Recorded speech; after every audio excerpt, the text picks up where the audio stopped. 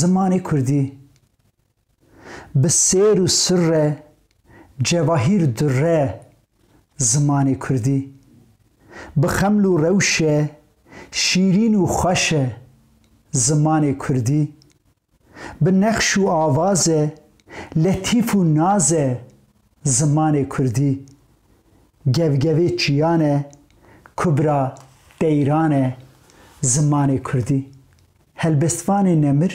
شکوی حسن به وی آوایتین زمان حسکرنا خوی زمانی کردی شکوی حسن ج شاطر اغلیا دیگوریه قرسیه لی مخابن ده سال 1918 دا بابوی حسن 18 سالیه مالبات مشخت به ده چن آلی سوویتی او زمان کردیه که شکوی حسن عاشقیه جبوی زمانی 108 سالان بریوی 27 جوتمه ها سال 1913 دا لباجار خوی دبستانه که کردی ودبه بسایا سمایل آقای شکاکی و عبدالرزاق بدرخان بی و با آلیکاریا روسان لگوری شرط و مرجن دمی خو دبستانه که مدرنه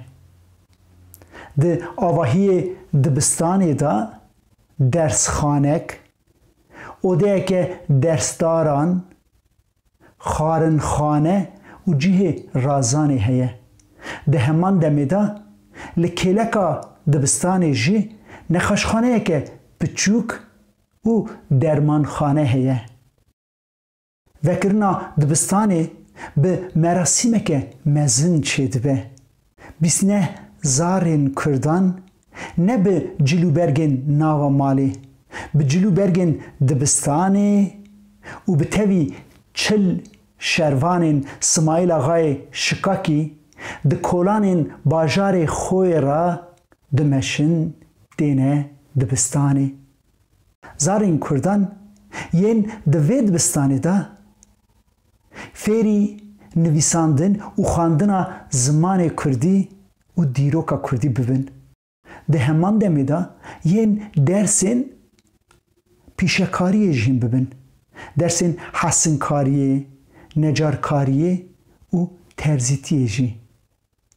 عبدالرزاق بدرخان بک دخوازه که همان دبستان لباجار قرسه و روانی جی بینه وکرن